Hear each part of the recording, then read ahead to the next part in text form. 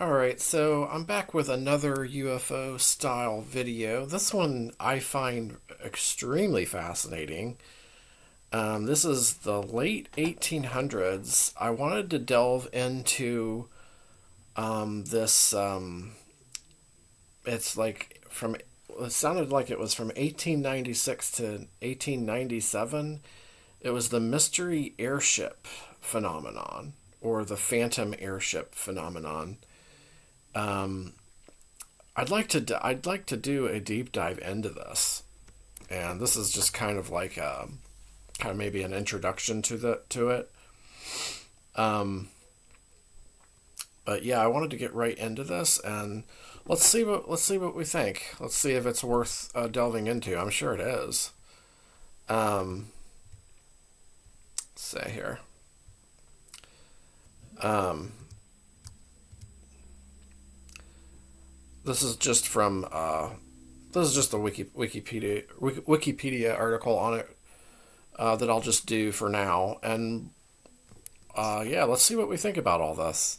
So, the mystery airship or phantom airship was a phenomenon that thousands of people across the United States claimed to have observed from late 1896 through mid 1897.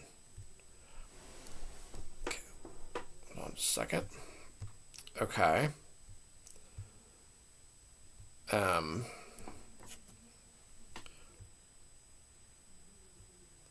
okay. Typical airship reports involved nighttime sightings of unidentified flying lights, but more detailed accounts reported actual airborne craft similar to an airship or what is that word? Dirigible? Mystery airship reports are seen as a crucial predecessor to modern claims of extraterrestrial piloted UFOs or flying saucers. There's a mystery airship illustration, um, pretty cool looking, from 1896. Um, yeah, that's pretty cool looking. It's probably more illustrations of those too. That's pretty fascinating, just in and of itself. The old illustrations of those.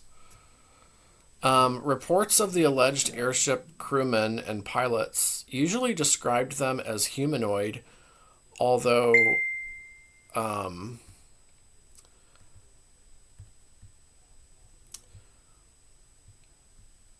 although sometimes the crew claimed to be from Mars. Oh my gosh. It was widely believed that at the time that the mystery airships were the product of some inventor or genius who was not ready to make knowledge of his creation public. It has been frequently argued that the mystery airship sightings could not have representative genuine dirigibles.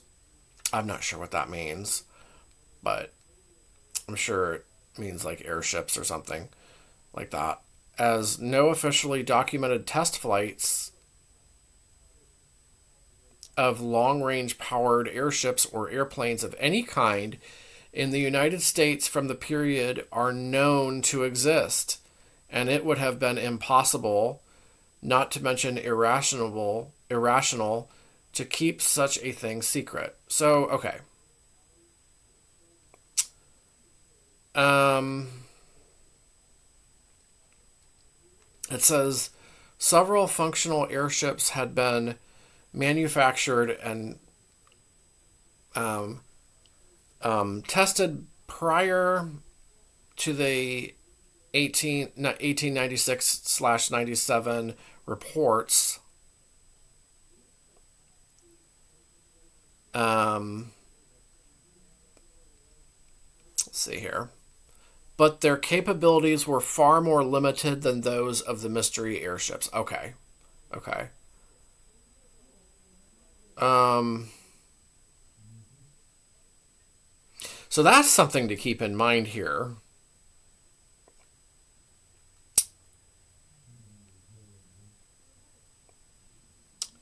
Um,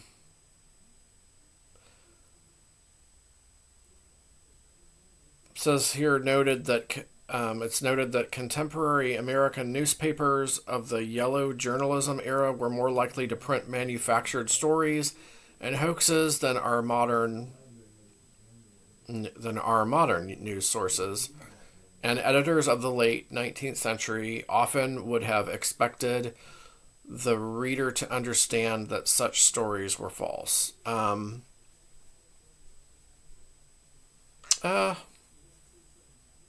Okay, well, keep that in mind too, I guess.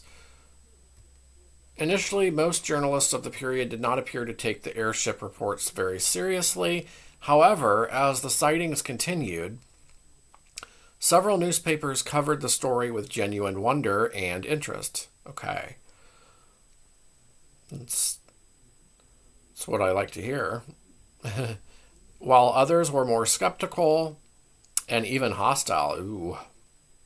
Well, some newspapers denounced the entire airship story as nonsense and openly mocked and ridiculed the witnesses and believers. Well, dismissing them as drunks, fools, or liars. I doubt they all were. After the major 1896-97 wave ended, the entire airship story quickly fell from public consciousness and was all but forgotten for nearly 70 years. During the mid-1960s, the mystery airship stories began to receive renewed interest as they were gradually rediscovered in the archives of old newspapers by contemporary UFO investigators who suggested the 1896-97 airship waves might represent earlier precursors to the modern era of UFO sightings that began in the United States following World War II. Yeah, I personally am extremely fascinated by this mystery airship phenomenon. Yeah, I think it's really, really cool and interesting. So,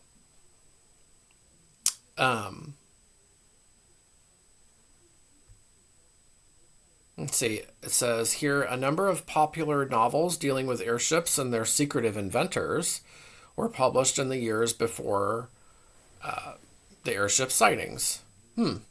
Especially popular among American audiences were the Frank Reed stories by Louise Sonarans, which began in 1882 and frequently centered on airships. The wildly successful Frank Reed Library ran to 191 stories. Interesting.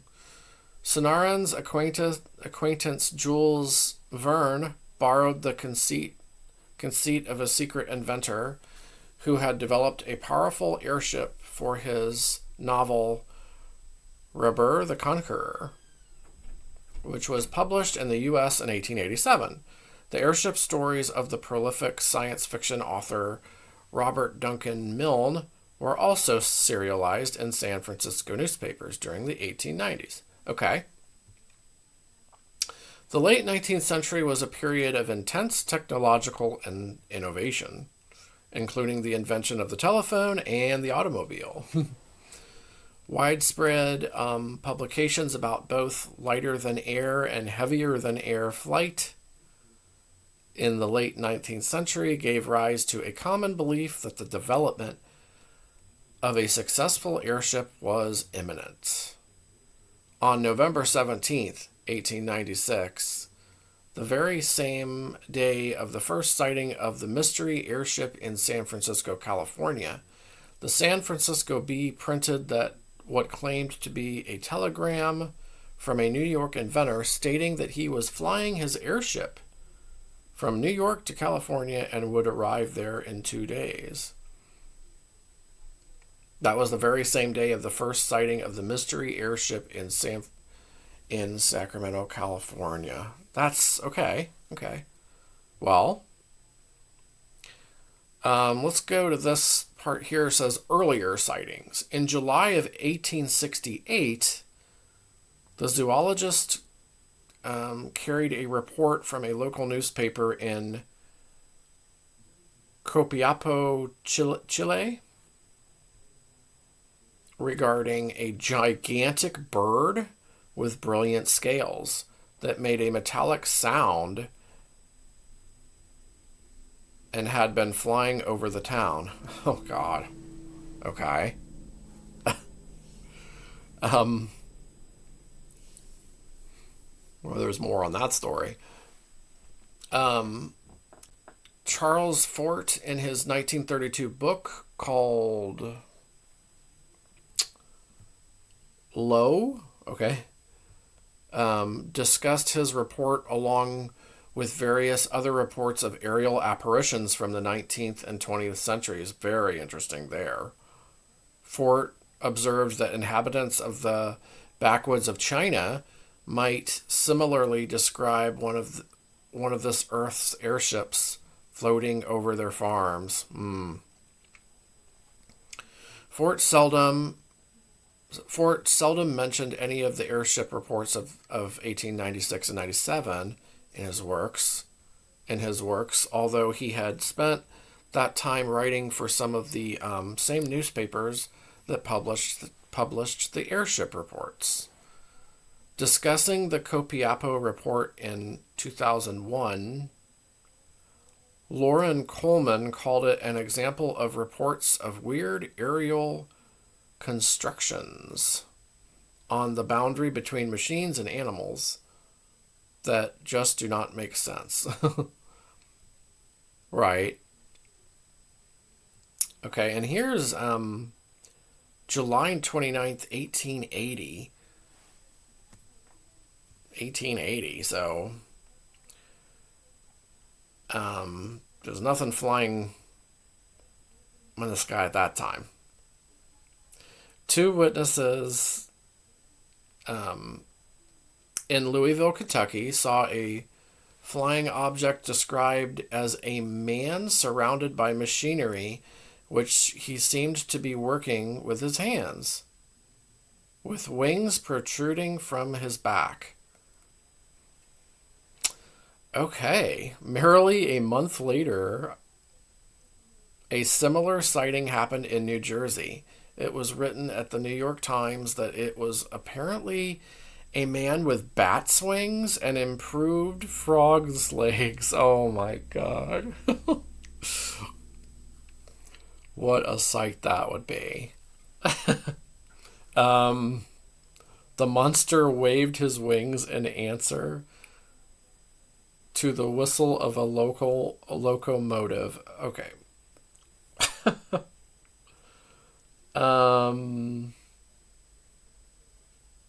Okay. I don't know what to say about that. According to researcher Jerome Clark, airship sightings were reported in New Mexico in 1880. Oh, okay. That's crazy, because that's early. That's really early, like 1880? 1868? Like,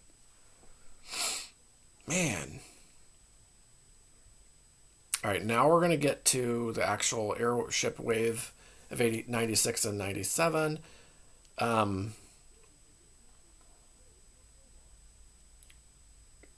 this is... I just can't get over that man with bat's wings and improved frog's legs. Oh my gosh.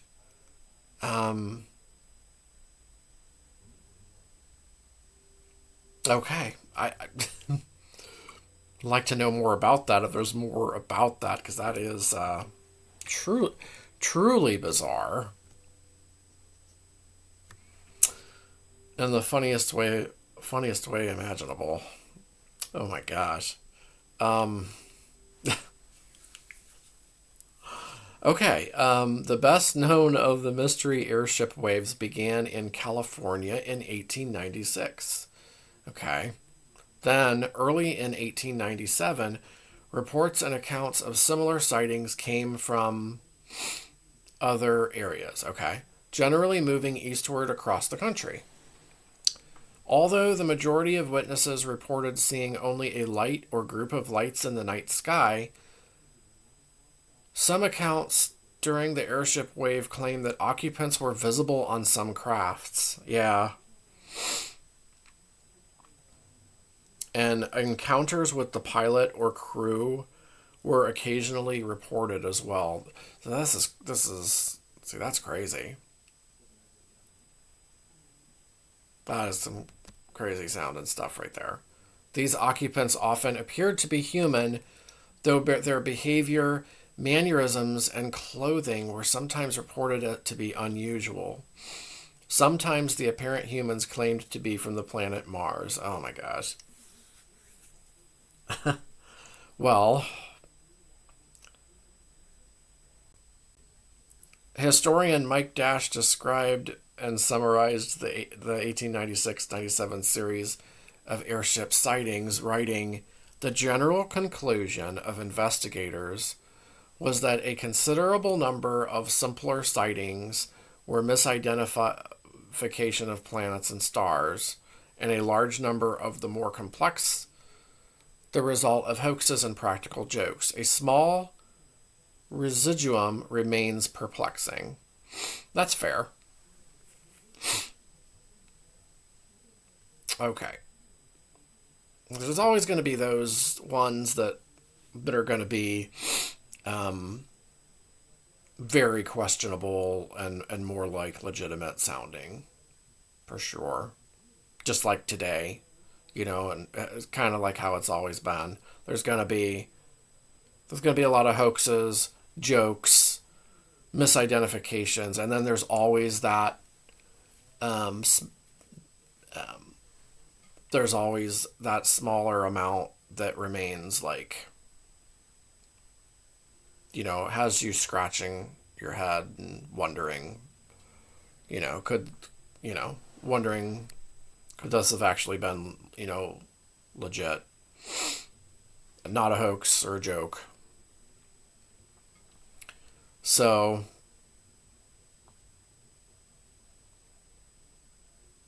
the total number of reported sightings during the 1896 and 97 airship wave was in the thousands. Based on newspaper reports, the total number of witnesses may have exceeded 100,000. So there was probably like some hysteria going on, I would imagine. So we'll take these with a grain of salt, of course, as always. Um, I really like these illustrations. There's some more on here. Um,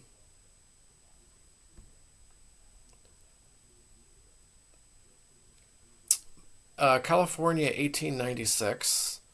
The initial wave of airship sightings took place primarily in California from November 17th through late December 1896, with a few isolated sightings reported during January of 1897.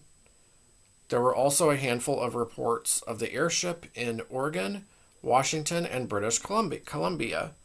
Many newspaper accounts described the sightings as part of a transcontinental flight by the airship's inventor.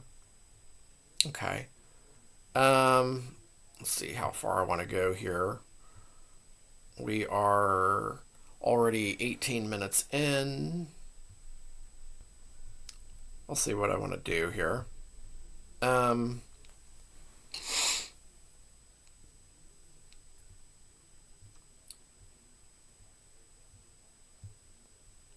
Okay, we'll go.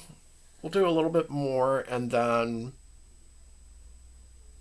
I'll do some more on this. This will just be like part one. So we'll do. I'm on the Wikipedia article of this, and we'll do this California 1896 section, and then we'll do the 1897 wave, and then we'll just end there for now. We're just kind of getting started with this, basically. And then we'll go into the later sightings in the early 1900s, and we'll just go from there. And then we'll delve deeper into it as we go along. All right. On the evening of November 17th, 1896, several citizens of Sacramento reported a strange flying light moving slowly across the sky at an estimated elevation of 1,000 feet.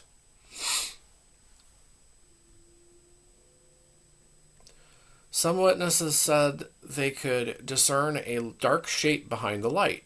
A witness named R.L. Lowry claimed that he heard a voice from the craft,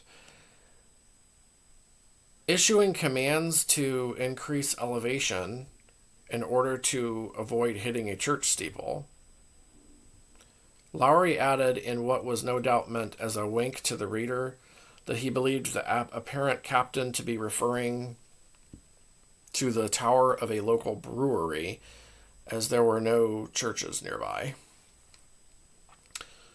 Lowry further described the craft as being powered by two men exerting themselves on bicycle pedals. Above the pedaling man seemed to be a passenger compartment, which lay under the main body of the craft. A bright light was mounted on the front end. Some witnesses reported the sound of talking or singing as the light passed overhead. Huh.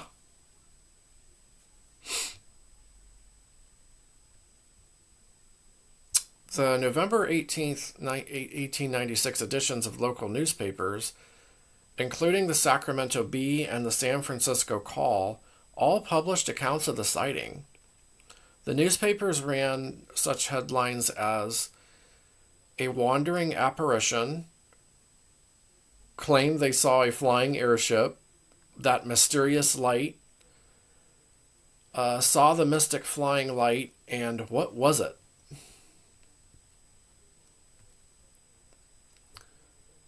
The November 1896 edition of the Stockton, California Daily Mail featured one of the earliest accounts of an alleged alien craft sighting.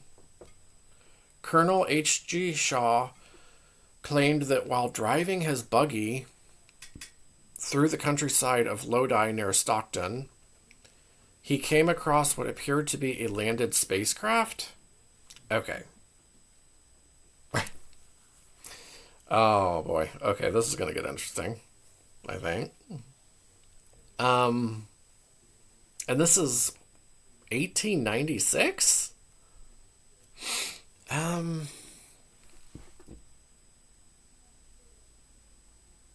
Okay. This is going to probably get pretty crazy then. Shaw described it as having a metallic surface which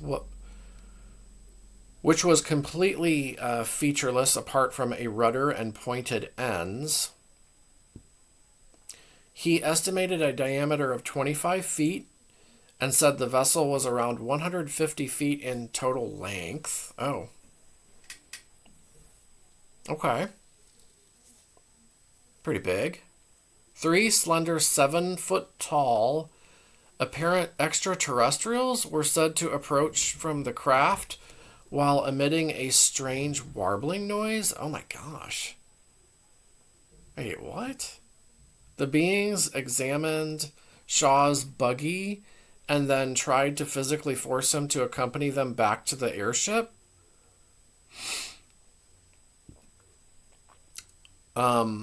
The aliens were said to give up after realizing they lacked the physical strength to force Shaw aboard. They boarded their ship, which lifted off the ground and sped out of sight. Man, that sounds like something a more modern story, doesn't it? Shaw believed that the beings were Martians sent to kidnap an Earthling for unknowable but potentially nefarious purposes. This has been seen by some as an early attempt at alien abduction. It is possibly the first published account of explicitly extraterrestrial beings attempting to abduct humans and force them into their spacecraft. 1896. That's a good one right there. He's a colonel. Of course, he's claiming this. He is driving his buggy through the countryside. Huh. 7 foot tall they were. 3 of them.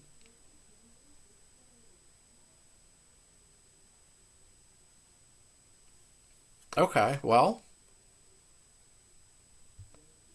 I don't know. The mystery light reappeared over Sacramento on the evening of November 22nd, 1896.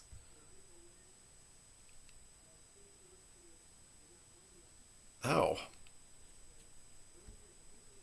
wait a minute. Okay. Among the observers were,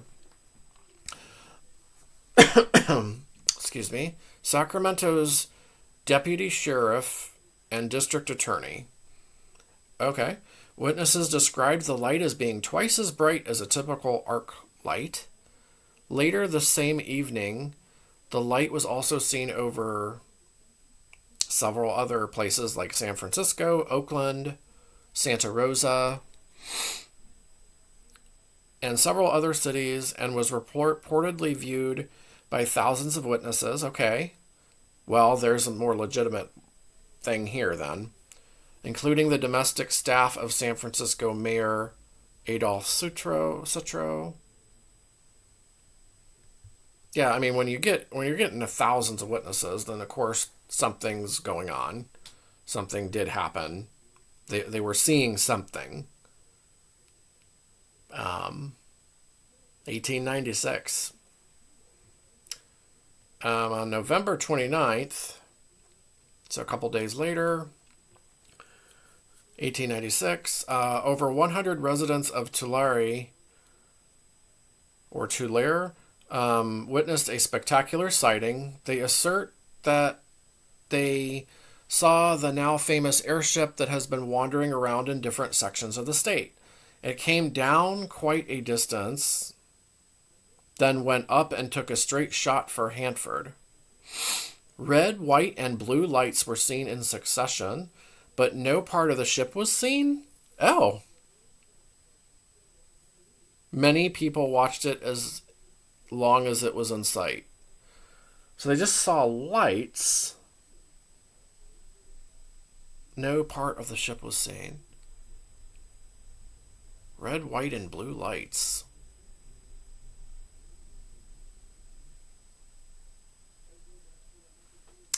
Don't know what that could have been. During November and December, sightings of the airship were reported throughout California, as far as Tacoma, Washington, and Western Canada. California cities reporting sightings included, and they got a number of cities there like Bakersfield, Fresno, Stockton, Los Angeles, San Jose. All right. Let's see. Okay.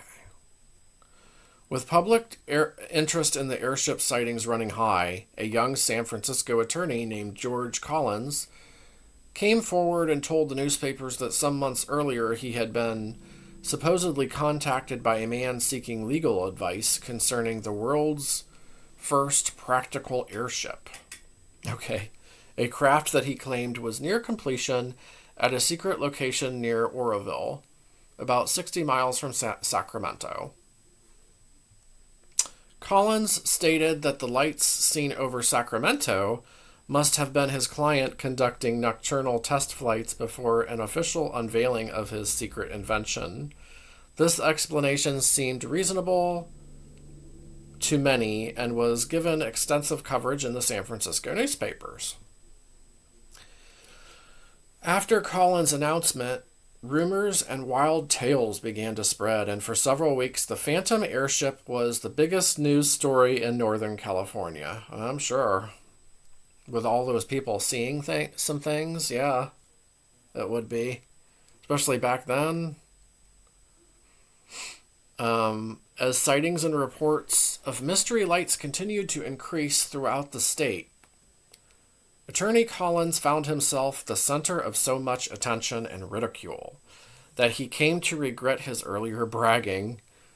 The San Francisco Chronicle nicknamed him Airship Collins, and after being hounded by reporters and harassed by cranks and curious busybodies, Collins recanted most of his claims and actually fled into hiding. So maybe he just possibly just like made it up, the inventor thing. I don't know, we'll see. Around the time Collins began distancing himself from the airship, William Henry Harrison Hart, former Attorney General of the state of California, came forth and also claimed to represent the inventor of the airship. Hart gave several lengthy interviews to the San Francisco Call, and his details concerning the mystery airship were even more outlandish than those of Attorney Collins. Yeah, I'm starting to doubt the inventor thing so far as I read this. Hart stated that the airship's inventor had fired Collins for talking too much, and the airship was likely going to be used to bomb Havana, Cuba. Okay.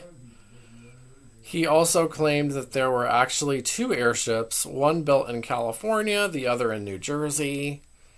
Like Collins, Hart later changed his stories and eventually stopped talking to the newspapers about his alleged connection to the airship. It sounds like they're just making stuff up. Yeah. I would say so far that in an editorial published in the San Francisco Examiner on December 5th, 1896, William Randolph Hearst lashed out at the fake journalism that he believed had led to the airship story.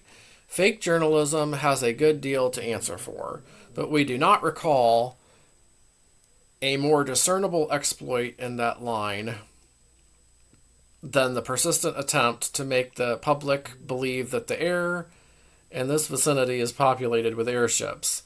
It has been manifest for weeks that the whole airship story is pure myth. Okay, that's okay. So the next thing is the 1897 wave. I think I'm going to save that for the next video. I'll do that like tomorrow. Now there's another cool illustration here from April 13th of 1897. There's a mystery airship there. Those are cool. I like those illustrations of them.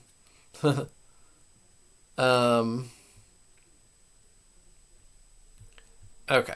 Yeah, I'll continue this tomorrow. This is just the first part of it, because this it's already a half hour in, so